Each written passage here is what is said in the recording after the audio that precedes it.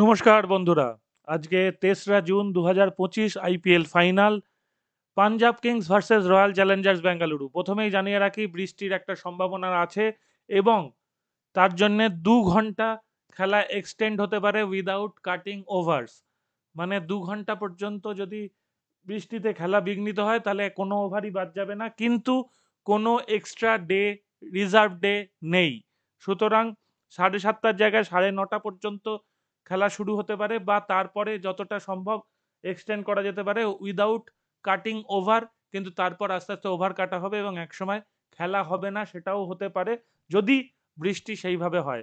তবে বৃষ্টির সম্ভাবনা থাকলেও খেলাটা হবে না এরম চান্স কম। আমরা একবার ওয়েদার রিপোর্টটা এখানে দেখার চেষ্টা করি। Final has a reserve day. দেখি Narendra Modi has been the highest scoring of regular venues IPL, the teams batting first, passing 207 times. PBKs have played twice here in the session, win and won both times. They played first match of the season here, scored 243. Acha, RCB came into contest having beaten PBKs twice in 3 meetings, but they will be disadvantaged. Not played in Ahmedabad yet in this season. The pitch for the final will be mixed soil, red and black surface, middle of the square. This is where PBK's opener opened their season with a win over Gujarat Titans. 2 hours spell of unseasonal rain delayed the start of qualifier 2.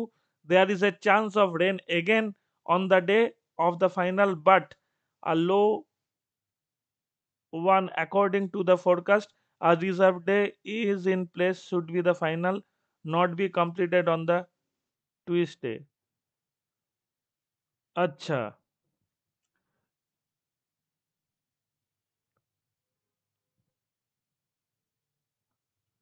তার মানে আজকে বৃষ্টির chance কম আর reserve day is in place should the final. তার মানে এখানে পরিষ্কার বলে দিয়েছে যে এখানে কোনো রিজার্ভ ডের ব্যবস্থা এখনো ভাবনা চিন্তা করছে, কিন্তু ফাইনালি কিছু বলেনি। তো দেখা যাক আজকে যদি বৃষ্টি হয় তারপরেই বিসিসিআই ডিসিশন নেবে বা কিছু হবে, তো সেটা দেখা যাক। আহ কি কি হতে পারে এই মুহূর্তে। পিবিকে যেরকম ছন্দে আছে, পিবিকেএস এর জিতে যাওয়া উচিত, কিন্তু অনেক ব্যাপার আছে। আরসিবি অনেক বছর পর ফাইনালে উঠলো, তো সেটা আরসিবি কে বিরাট কোহলি ট্রিবিউট হিসাবে এবারে আরসিবি পাবে কিনা সেটাও দেখার। আমার কাছে যদি টিম হিসাবে দেখা হয় তাহলে বলবো পিবিকেএস এগিয়ে থাকবে টিম হিসাবে, আর লাক হিসাবে বা চান্সেস হিসাবে বিরাট কোহলির টিম এগিয়ে থাকবে। কারণ বিরাট কোহলির যে ক্যারিসমা বলুন, যা বিরাট কোহলির টিমের যা কম্বিনেশন এই মুহূর্তে চলছে, তাতে করে এবার লিভিংস্টোন না টিম ডেভিড সেটা আমি বলতে পারছি না এখানে কে খেলবে, কিন্তু সামহাউ তারা ম্যানেজ করে ফেলছে। বিরাট কোহলির টিম উইনিংটা ম্যানেজ করছে এবং সবচেয়ে বড় কথা বিরাট কোহলি দুর্দান্ত ফর্মে আছে। যদি আজকে পাঞ্জাব কিংস প্রথমে ব্যাট করে তাহলে বিরাট কোহলিরা পরে ব্যাট করবে, সেইখানে বিরাট কোহলি চেস মাস্টার হিসেবে তার সুবিধা আছে অবশ্যই। কিন্তু পাঞ্জাব কিংস যদি প্রথমে 240-43 রান করে দেয় তাহলে কিন্তু চাপ আছে। আজকে একটা বড় রানের ম্যাচ আমরা এক্সপেক্ট করতেই পারি, কারণ এর আগে পাঞ্জাব খেলে গেছে আহমেদাবাদে এবং আহমেদাবাদে 2টো ম্যাচই তারা জিতেছে এখনো পর্যন্ত। সিরিজের ওপেনিং ম্যাচ মানে পাঞ্জাবের ওপেনিং ম্যাচ জিটির এগেনস্টে তারা 243 করেছিল, সেটা জিতেছে। আর লাস্ট ম্যাচ তারা জিতেছে, খুব দারুণ ফাইট করে তারা জিতেছে। তো সেখানে দেখা যাক। আমার যেমন শুরু থেকেই মনে হচ্ছিল, যখন থেকে শুরু হয়েছিল প্রেডিকশন যে 4টে টিম যারা উঠবে, তখন থেকে আমার মনে হচ্ছিল বিরাট কোহলিরা জেতার দাবিদার অনেক বেশি এবং হয়তো জিতেও যাবে। কিন্তু গতকাল থেকে বা আজ সকাল থেকে আমার মনে হচ্ছে পাঞ্জাব কিংস অত সহজে মানে হার স্বীকার করে নেবে এটা মনে হচ্ছে না। খেলা ভীষণ হাড্ডাহাড্ডি হবে, দেখা যাক কি হয়। চান্স বেশি উইনিং টিম হিসাবে বেরিয়ে আসার বিরাট কোহলির, এটুকু মনে হচ্ছে। আর টিম হিসাবে পাঞ্জাব ভালো, এছাড়া আপাতত কিছু ভাবনা চিন্তা নেই।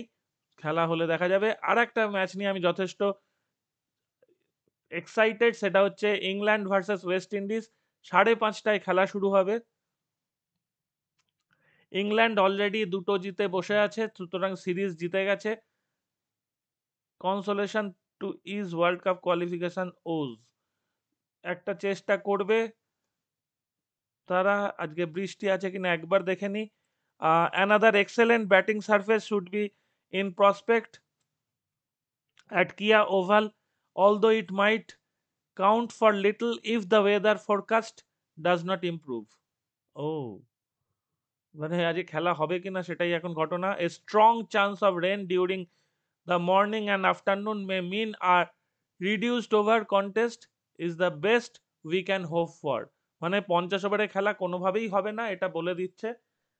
মানে লিটল চান্স যে খেলা হবে, আর যদি অল্প খেলা হয় তাহলে দেখা যেতে পারে যে আমরা খেলাটা দেখতে পাচ্ছি কিনা। এই হলো পরিস্থিতি। আর তো ক্রিকেট নেই, তবে ফুটবলের একটা দারুণ সুযোগ আছে আমাদের হাতে আজকে। রাত্রি 10:30 থেকে শুরু হবে UEFA Nations league women.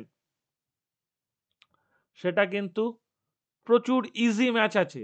Easy match মানে যে টিমটা দেখুন, চেক রিপাবলিক আলবেনিয়া 2x ধরতে পারেন, ডাইরেক্ট ধরতে পারেন। এই সব ম্যাচে ডাইরেক্ট সিঙ্গেল ম্যাচ ধরতে পারেন, ঠিক আছে, অসুবিধা নেই। অ্যান্ডোরা, মাল্টা, যেগুলো সমস্যা হতে পারে সেটা ম্যাক্সিমাম হতে পারে ড্র হয়ে যেতে পারে, কিন্তু যদি 2x ধরেন তাহলে হারবেন না। কিন্তু 2x এর রেট এত কম। বসনিয়া, নর্থ আয়ারল্যান্ড এটা যদি ধরেন তাহলে 2x এ ধরতে পারেন অবশ্যই।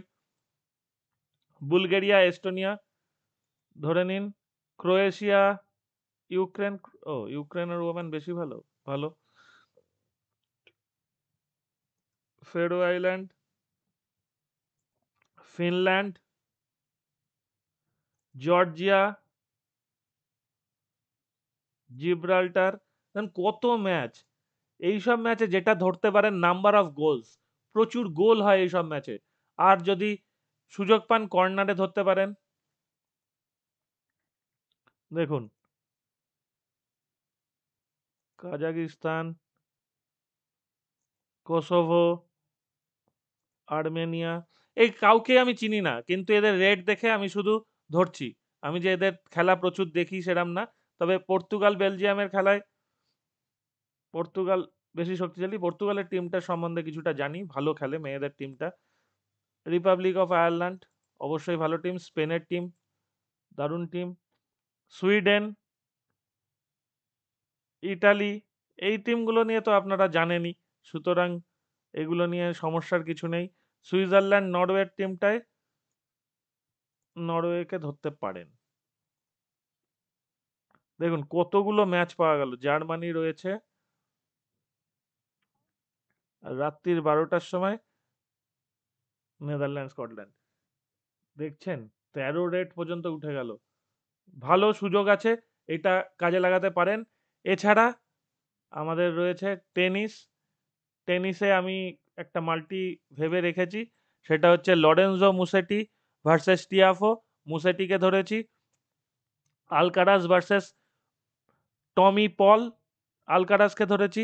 জ্যানিক সিনার আর জেভেরেভের খেলা আগামীকাল, এখানে জ্যানিক সিনারকে ধরেছি। জেভেরেভ আর নোভাক জোকোভিচ, এই খেলাটা আমি এখনো প্রেডিক্ট করতে পারিনি কি হবে, কারণ এখানে আমার ধারণা both player to win a set ধরাটা অনেক বেশি ইজি রাদার দ্যান জেভেরেভ বা জোকোভিচকে ডাইরেক্টলি ধরাচ্ছে। তো সেটা আপনারা একটু দেখেন। আর যেটা রয়েছে মেয়েদের,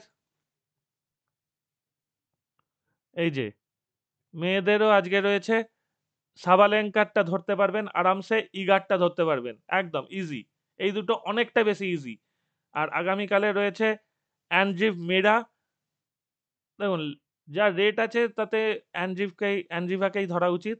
আর ম্যাডিসন আর কোকো গফকে আমি ঠিক ধরতে চাইছি না এই মুহূর্তে। কারণ কোকো গফ ভালো ছন্দে থাকলেও ম্যাডিসন কিজ মারাত্মক প্লেয়ার। আমার ধারণা ম্যাডিসন কিজ এই ম্যাচটা ঘুরিয়ে দিলেও দিতে পারে। তো সেই জন্যে আমি কিন্তু এই ম্যাচটায় রিস্ক নিলাম না। তো সেইটা আপনারা দেখুন কি করা যেতে পারে। তো সেই হিসাবে একটা প্রেডিকশন নিয়ে খেলুন। তো এখানেই শেষ করছি। ভালো থাকবেন। আশা করি আজকে ক্রিকেট আমরা উপভোগ করব এবং রাত্রিরে কিছুটা ফুটবলও উপভোগ করতে পারবো। এখানে শেষ করলাম। টাটা।